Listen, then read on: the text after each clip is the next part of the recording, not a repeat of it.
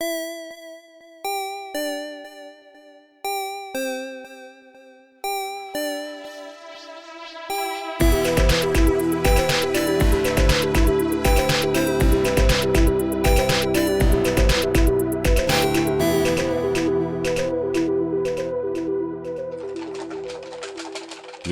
that's the good noise. You hear that sound? That's the sound of Jake shaking up the entries so we can draw the winner for the Halloween costume contest. Jake and I are actually here alone right now because, well, we couldn't record the intro when we normally do because we were waiting for the deadline for the costume contest to come to an end. And so Jake is over here and we're preparing for Acadicon.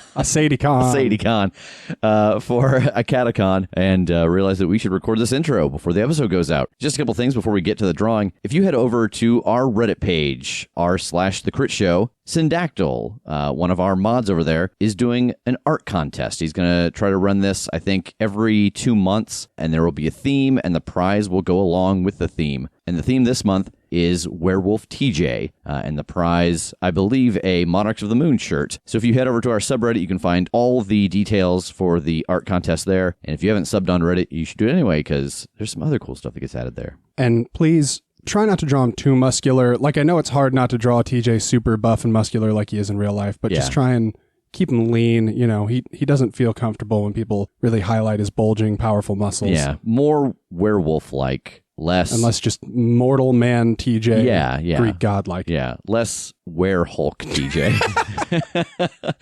So you can head over to the subreddit to find out all about that. And that contest runs until the end of this month. Also, we'd like to welcome our new patrons, Ben Chill, Benjamin M, Zachary M, and Lorne A. So Jake, let's draw this name. We got a good chunk of entries this year. A lot of animals. All right. One more shake. Okay. One more shake, Foley. And then a sensible dinner. And the winner is... Oh, they're Post-its. They're glued together. It is. I made it impossible to hack this ballot. And the winner is John W. Oh, John. John entered the costume contest. He was the blue D20 from our logo. That's excellent. Yeah. So congratulations, John. Congratulations, John. I believe I already have John's address, so we will get that hoodie to you in the mail very soon. Sounded creepier than I think you meant for it. Yeah, John is... I know where John lives. John is in one of the chosen tiers. So thank you, everybody who entered. We love seeing all the different costumes that were sent in, especially all the adorable pet costumes. And with that, it's time to get into the episode. We find ourselves in Eston's lab. Jake has picked up his blade and moves silently towards Eston as Eston examines the soul trap. We know what happens next. We've already seen it once. Jake pierces Eston through the back and finds that it has little effect. Eston spins around and engulfs Jake in dark energy, but instead of the soul trap coming to his rescue and ushering him to the teleportation room, the moment the dark energy washes over Jake, his eyes go distant. He drops his weapon and starts to mutter to himself. Eston takes a moment to examine Jake, and then moves to the center table, gathering a few items and sets them on the ground in a pattern around him, then sits at his desk and begins to take notes. Over the next few hours, Jake becomes more animated, drawing an imaginary bow, waving a torch that isn't there, shouting through the room at unseen allies, even slowly dancing at one point, as his body acts out the dream state that he's been trapped in. After a while, Eston looks satisfied, turns back to his desk, and starts to write.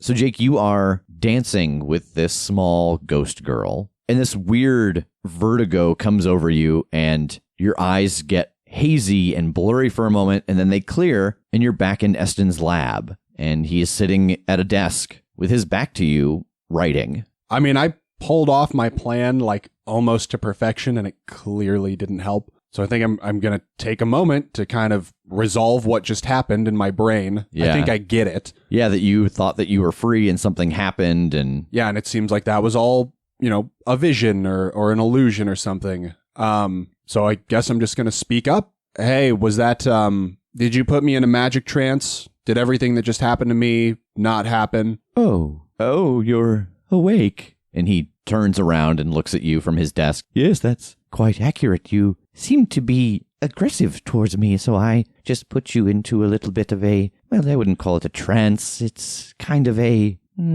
torture is not the word I would use. It wasn't a bad thing, but it helps you calm down, releases good endorphins, makes you feel like you're doing the things that you want to be doing. The best version of what could happen probably happened for you, and it let me study you a little bit and see exactly how you physically reacted to the things that made you happy, to joy, to see the energies that came off of you. As I said, you seem very strange, not quite from around here. I thought that there might be some interesting readings to be gotten off of you. I'm just standing in this room. Am I like mobile? And Yeah. all right, I'm just going to do a big like yawn and stretch. Well, you put me on a ghost island with a terrifying girl, so not exactly the most joyous scenario. Oh, did you save the day?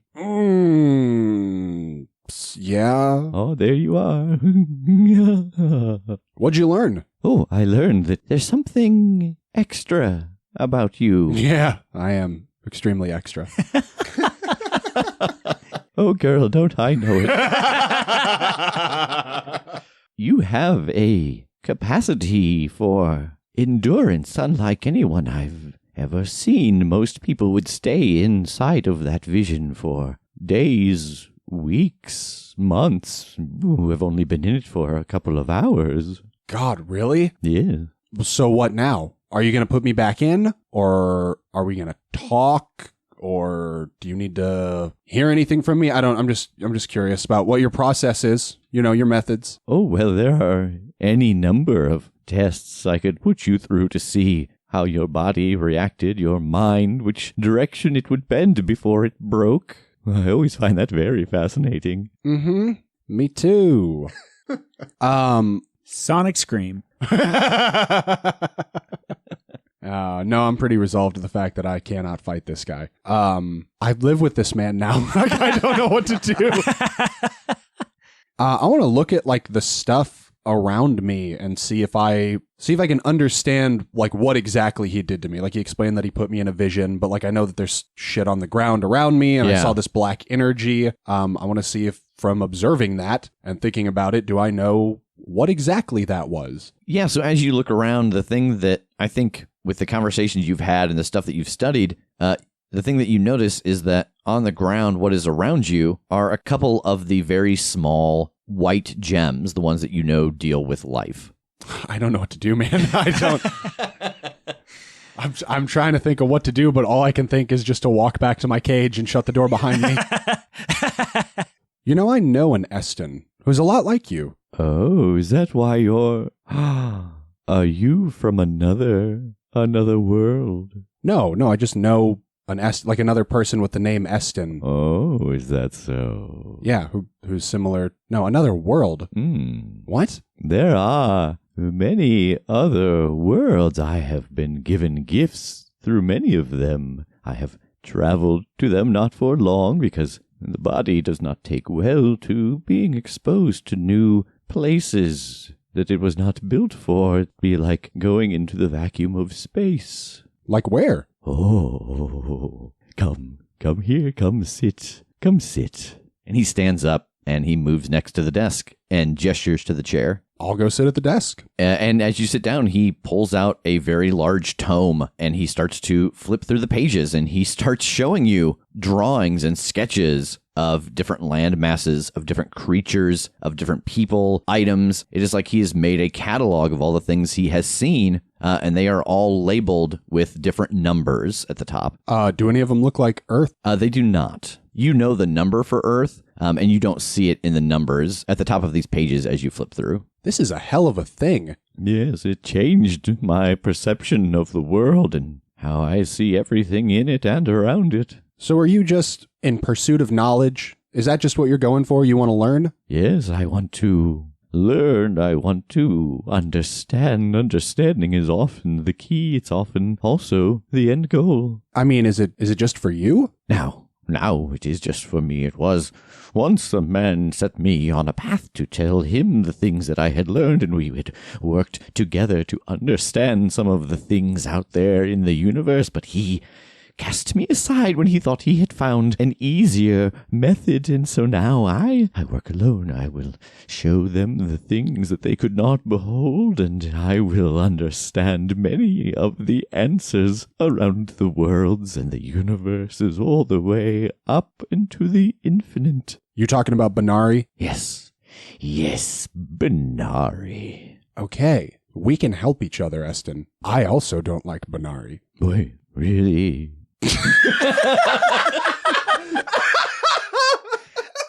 I have not been as creeped out by anything that has happened in this show as that 2-second response. Oh, God. I'm going to see that in my fucking dreams. Really? Fuck. Yeah, really. Let's say we strike up an alliance. You stop experimenting on me. We talk about a way to take down Benari together. Ooh, what assistance could you provide? Well, granted, as you can clearly tell, I'm not as capable of a spellcaster as you are. But I do come with a team. Oh, what kind of team do you speak of? I've got a guy who smashes things and a guy who's good with nature. You would have to have people infinitely more powerful than yourselves, I imagine. I like your spirit, the energy that your spirit puts off, but your form is weak and small. So put me back out there, coach. Let me go. Let me get out there, adventure in the world, power up. Put me back with my team. We all get stronger. We rendezvous, and we kick the shit out of Benari. Roll parlay. 11. Interesting. Interesting. I could use an ally against someone like him, just to show him I have put so much of my energies into simply learning the things that he could not figure out without me, so that I could rub them in his gray face. But, a distraction as well, to slow him down, something to clog up the gears. But this would not do. I would have to make improvements to you. It would be like pitting a kitten against a bear. What sort of improvements? For starters, might I recommend giving back whatever you took from me and put in a gem when you initially trapped me? Because I feel shitty overall. Yes. I think that the improvement I would make for you, that little missing piece of yourself, wouldn't matter. And his eyes start to gaze across the room at the soul trap. Tass and TJ. So we find you on the Scoundrel's Fortune at the end of your first full day at sea.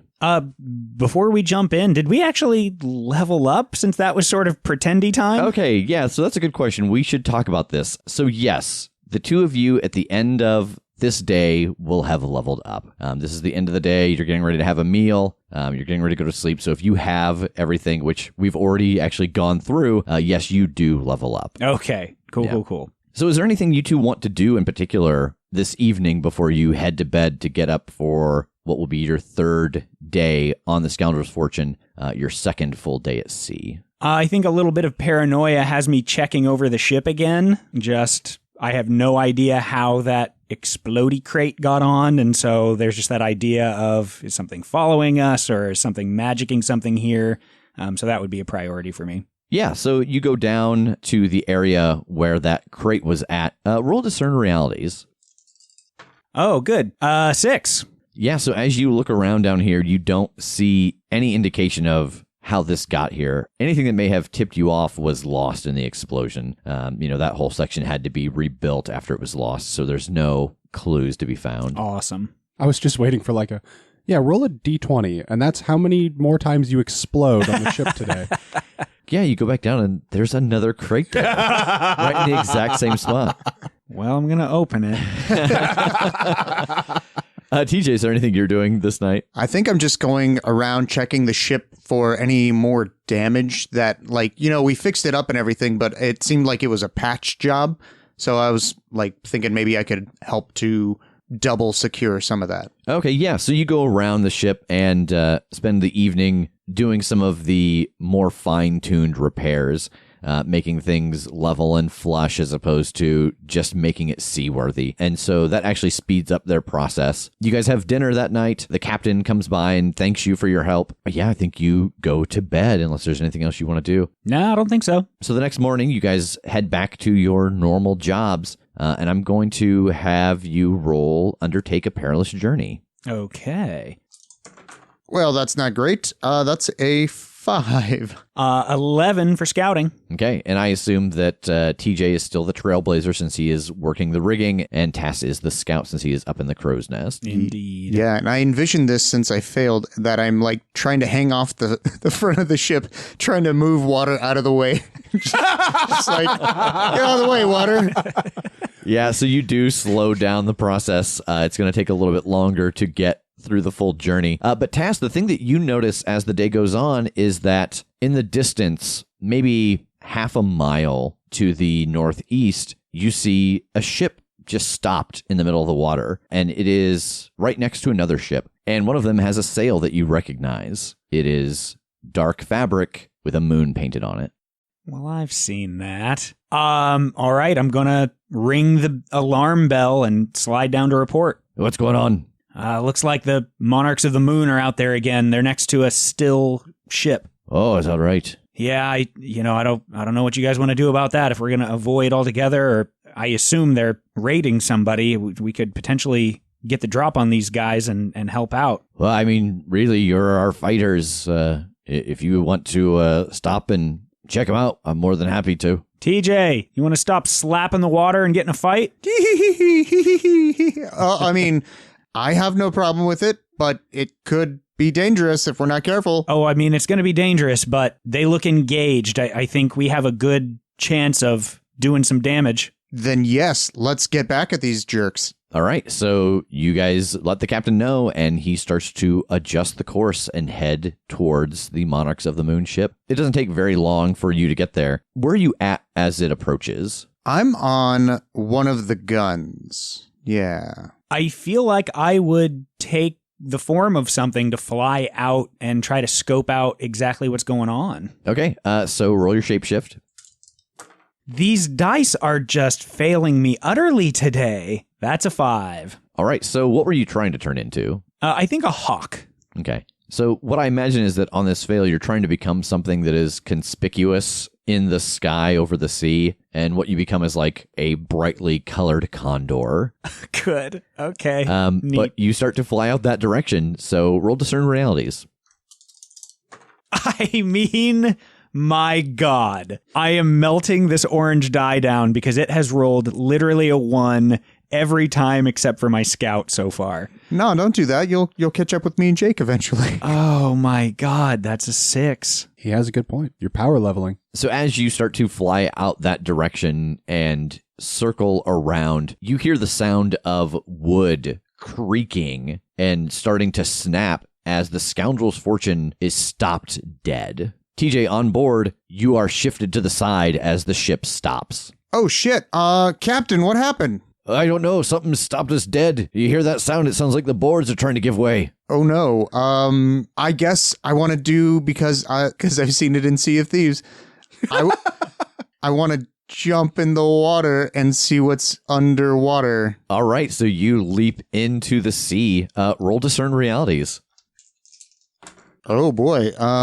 That's a 3. My God. TJ, it is dark and cold in this water, and you start to sink, and then you feel something grab you, and you are moving very quickly through the water, lower and lower. So Tass, you hear the sound of the boat come creaking to a stop. You look back, you see TJ jump off, hit the water, and not come back up. Good God, I can't imagine doing anything other than dropping this condor form and diving in the water after him. Okay, are you turning into anything else, or are you just going in your halfling form? I don't know that like a mountain river trout would do much in the ocean. You know what I mean? Like, I don't think I have anything. Well, luckily you studied a horse, so... I know.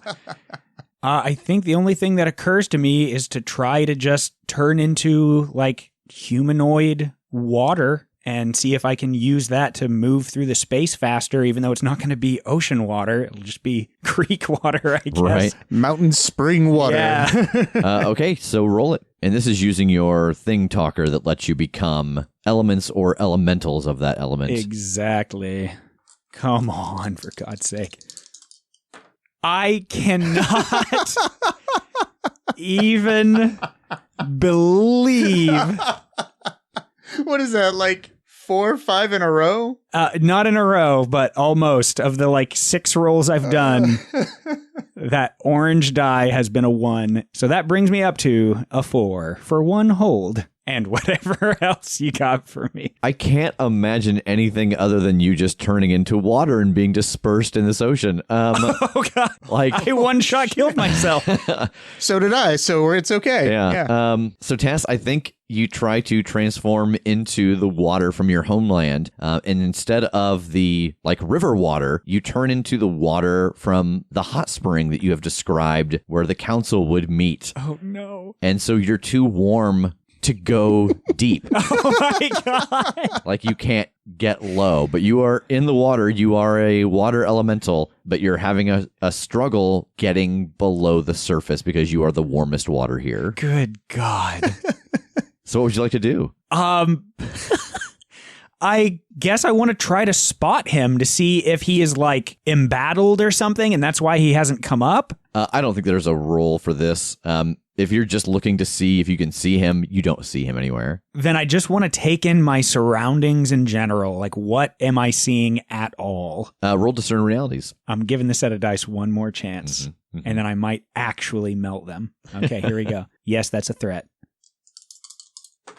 I can't. How many ones have you gotten on that orange D6? That is unreal. 5. I have gotten 5 ones off of the same die. That's a 6. So as you glance around in the water trying to get a sense of your surroundings, you hear the Scoundrel's Fortune creak and groan some more, and then it starts to move, but not in a way that a ship should move. It starts moving sideways, just directly towards the other 2 ships. And it gets there and stops, and then you hear more creaks and groans, and it seems to solidify into place. It's hard to describe, but it seems like it locks into place. What the hell is... Oh, I'm sorry. What the hell is this? You're like the liquidator from Darkwing Duck. Yeah. God, I love Darkwing Duck. Yeah. Anyway. God. I guess I want to try to move towards the Monarch's ship and try to get up the side of it and see what's going on deck. All right, so defy danger with dexterity to climb up the side of this ship.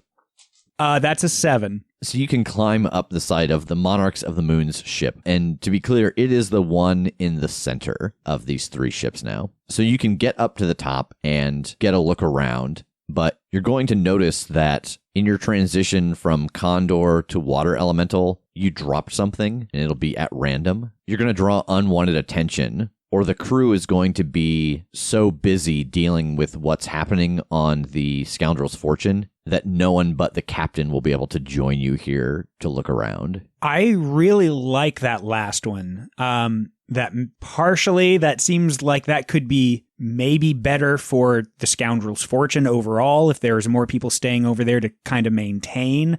But I know that isn't as great for me to get help. But that's okay. I'm willing to take that. So the gangplank comes down from the Scoundrel's Fortune, and you hear Captain K yelling to the crew, and you can hear everybody rushing below deck. But he comes down the gangplank. What seems to be going on down here? That's what I'm trying to figure out. I don't know where anybody is. I don't know what's going on here. I've never felt my ship move that way. It was all starboard all the time. Yeah, that was bizarre. And there's just nobody out here on the deck? Correct. Oh, God. I guess I want to give him a nod and walk towards the first door I see, or hatch, or whatever is here. So on the Monarchs of the Moon's ship, there is a cabin at the back and at the front, and then there is a gangplank going off of the side, now onto the Scoundrel's Fortune, and then onto the other ship that is unfamiliar to you. Okay, I'll check the cabin at the back first. All right, so you go into the cabin at the back, and Captain K joins you. Roll discern realities as you come into this room. 9. All right, you get a hold 1. What here is useful or valuable to me? So the thing in this room that is useful is that in the corner of the room, you notice a tangle of seaweed, and it seems like it's coming up through the floor. Captain, do you see this? Oh, yeah. What is that? It looks like seaweed. Is this something you've ever seen before? Something growing up through like this? No, but you could roll spout lore if you want. Yeah, I want to see if there's anything in Walfus Rolodex here. All right, roll spout lore. The captain's like, you could roll spout lore if you want. And like his eyes flutter and he kind of like starts breathing heavy and he's like, what the fuck just happened? I feel like a pawn in someone else's game. Here we go. What unfortunate truth do I get to know on that 3?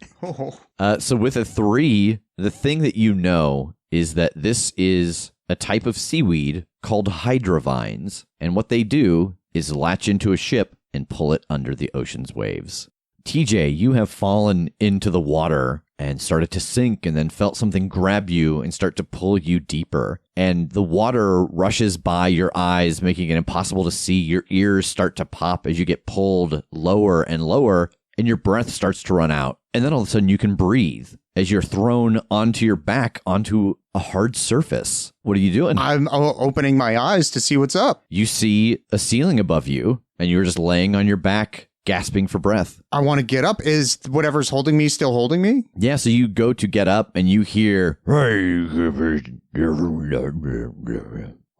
what the, I want to look around for the noise. You turn, and standing next to you is a person who looks like half human, half frog, and they have a very large spear, and they are pointing it at you. And next to them on both sides are cells. I come in peace, and I raise my hands. And it gestures towards one of the cell doors. I will go towards the cell door. Yeah, it is unlocked. I'm going to go inside the cell. All right, so you go inside the cell, and it follows pretty close behind you, and it pulls out a key and locks it. And across from you in the cell, you see a very familiar pirate. It is the captain from the ship of the Monarchs of the Moon. Oh, Leaf. I didn't expect to see you again so soon. Same here. Of course, I was beating the hell out of your guys whenever we first met.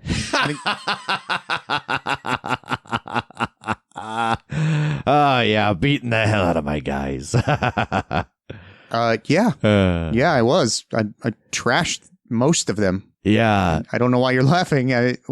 What are we doing here? What is this place? Well, I mean, first off, let's get it straight. You took the bait on beating us. We got our little package aboard your ship. What little package? Oh, I've heard that your friend got blown up all nice and bright. Oh, that was you. Yeah. Okay, great. You see, you do something in one hand, and while people are paying attention there, you do what you're really trying with the other hand. Yeah, we'll circle around back to that. So, do you know where we're at? Not really. I was sent here by Pardum to check out this derelict ship, and then the next thing I know, we were being swarmed by these frogmen. I kind of want to look around the room and see if there's anything else going on here. So you look around the room, and what you see are 6 cages, 3 on each side of the hall, and then there's a frogman sitting on a stool at the end of the hall next to a door, and at the other end of the room, the wall there is made out of water. Jake, we are in Eston's lab, and he is standing next to you, gazing at the soul trap. You want to turn me into a soul trap? Yes, I think that would make you so much more than what you are. Nah. Oh, no, this is a very good idea. Yes, this is one of the better ideas someone else has ever given me. I usually come up with my own methods, but sometimes someone has to come and inspire you, and you are very inspiring. But what happens to the soul that's in the soul trap if you take it out and put me in there? Oh, no, this is just one. I would not put you in one that's already filled. What a waste of a soul. Totally. All right. I'm thinking about it. But hear me out. Let me make you one pitch here. Because what's the most powerful weapon we have? You and me, all of us. What's the most powerful weapon we have? Oh, arcane magics. So close. What's it stem from? Oh, The mind. ether. Free will, right? What is the most... Why are we the apex predator? Because we got big brains. Because we can think, we can make choices, we can do what seems right. I will let you make me a soul trap, but you have to leave me with my agency. You have to let me make my decisions, do what I'm going to do without consequence. You give me that extra power. I am attached to your magic still, but I am able to act of my own accord. Oh, you understand the way that the soul traps work, I see. I do, which I also want to be a white gem's soul trap and not a black gem's soul trap. Well, and that would be, mechanically speaking, exactly what you're talking about. That is the difference. A black gem soul trap is a automaton. It is something you give orders to, whereas the white gem ones have their free will still and can act on their own accord. Okay. I will give this some thought. I've never really worked with someone who was working in my best interest. I think some trust between us would be required, some kind of bond or time spent together, conversations had to know the man that I would be entrusting some of my important work to. Yes, I will think on this, and later we will have a dinner, yes? Sounds good. I will leave you to roam through here. There is no way out. But I don't see any point in locking you back into your cage. You seem to be clever enough to get out on your own, so be careful not to get into things you shouldn't. And he turns to the soul trap. If you see him messing with anything that could hurt him or us, hurt him. God damn. And he turns and walks out of the room. Okay. Well, I'm going to scoop up my belongings and re-equip myself. Okay. Yeah, that takes you just a couple minutes. Get your armor back on, get all your gear on. I gotta have a conversation with this soul trap, though. Eston's gone. Yeah. Is there anything in here that leads me to believe that he could be, like, listening? You do see the big Yeti microphone at the center. Yeah, looking around, I don't think you see anything. But also, I think that you, knowing magic, would know enough to know, if he was scrying on you, what he was using would be with him wherever he is now to see wherever you are now. But you don't have the impression that he is interested. He said he was going to go away and think, and he would chat with you later and have a meal, and just turned and left you to re-armor and re-equip yourself. Okay. Then I want to talk to the soul trap. You helped me. It nods. Shouldn't you not care? I'm not your master. Shouldn't it not matter to you to listen to what I say? It just stares at you for a very long moment, and then it touches its chest, and then it touches you. Your name's not Grimby, right? It shakes its head no. It was the vision. It's not, never mind. I don't understand what the chest touch is. Are we linked or something? It shakes its head no, and then shakes its head yes. Are you from here? Are you from this world? It shakes its head yes. Do you know Kolvar? There's a moment of stillness, and then it nods and raises its hand and taps itself on the chest. Oh my god. Oh my god.